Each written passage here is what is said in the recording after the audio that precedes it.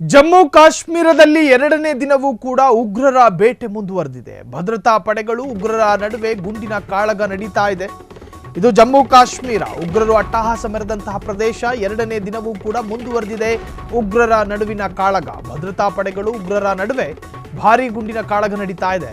ಇಬ್ಬರು ಉಗ್ರರ ಸಾವು, ಓರ್ವ ಭಾರತೀಯ ಯೋಧ ಹುತಾತ್ಮ. ಕಿಶ್ತ್ವಾರ್ ಜಿಲ್ಲೆ ಚತ್ರುವಿನ ಸಿಂಗ್ಪೋರಾ ಪ್ರದೇಶದಲ್ಲಿ ಕಾರ್ಯಾಚರಣೆ ನಡೀತಾ ಇರುವಂತಹದ್ದು. ಜಮ್ಮುವಿನ ಪೂಂಚ್ ಜಿಲ್ಲೆಯಲ್ಲಿ ಸೆಕ್ಟರ್ ಇರೋ ಪೂಂಚ್ ಜಿಲ್ಲೆಯಲ್ಲಿ ಅಖಾಡಕ್ಕಿಳಿದ SIA ಉಗ್ರರ ಜೊತೆ ನಂಟು. ಹಲವು ಮನೆಗಳನ್ನು ಕೂಡ ಪರಿಶೀಲನೆ ಮಾಡಲಾಗ್ತಾ ಇದೆ.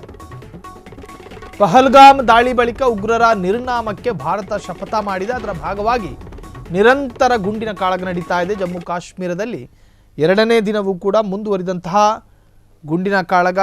ಜಮ್ಮುವಿನ ಪೂಂಚ್ ಜಿಲ್ಲೆಯಲ್ಲಿ ಅಖಾಡಕ್ಕಿಳಿದಂತಹ SIA. ಇನ್ನು ಉಗ್ರರ ಅಟ್ಟಹಾಸಕ್ಕೆ ಭಾರತವು ಕೂಡ ಸರಿಯಾದ ಪ್ರತ್ಯುತ್ತರವನ್ನು ಕೊಡ್ತಾ ಇದೆ. ನಿರಂತರವಾಗಿ ನಡೀತಾ ಇರತಕ್ಕಂತಹ ಉಗ್ರರ ಕಾಳಗಕ್ಕೆ ಭಾರತದ ಯೋಧರು ಕೂಡ ಇವತ್ತು ಸಮರ್ಥವಾದಂತಹ ಪ್ರತ್ಯುತ್ತರವನ್ನು ಕೊಟ್ಟಿದ್ದಾರೆ. ಆ ಭಾಗವಾಗಿ ಒಬ್ಬ ಯೋಧ ಹುತಾತ್ಮ ಆಗಿದ್ದಾರೆ ಎನ್ನುವಂಥ ಮಾಹಿತಿ ಲಭ್ಯವಾಗ್ತಾ ಇದೆ. ಇನ್ನು ಇಬ್ಬರು ಉಗ್ರರು ಕೂಡ ಸಾವನ್ನಪ್ಪಿದ್ದಾರೆ. ಓರ್ವ ಭಾರತೀಯ ಯೋಧ ಹುತಾತ್ಮರಾಗಿದ್ದಾರೆ. ಕಿಶ್ತ್ವಾರ್ ಜಿಲ್ಲೆಯ ಚತ್ರುವಿನ ಸಿಂಗ್ಪೋರಾ ಪ್ರದೇಶದಲ್ಲಿ ಕಾರ್ಯಾಚರಣೆ ನಿರಂತರವಾಗಿ ನಡೀತಾ ಇರುವಂತಹದ್ದು. ಭದ್ರತಾ ಪಡೆಗಳು ಉಗ್ರರ ನಡುವೆ ಗುಂಡಿನ ಕಾಳಗ. ಇಬ್ಬರು ಉಗ್ರರು ಸಾವನ್ನಪ್ಪಿದ್ದಾರೆ. ಜೊತೆಗೆ ಓರ್ವ ಭಾರತೀಯ ಯೋಧ ಹುತಾತ್ಮ.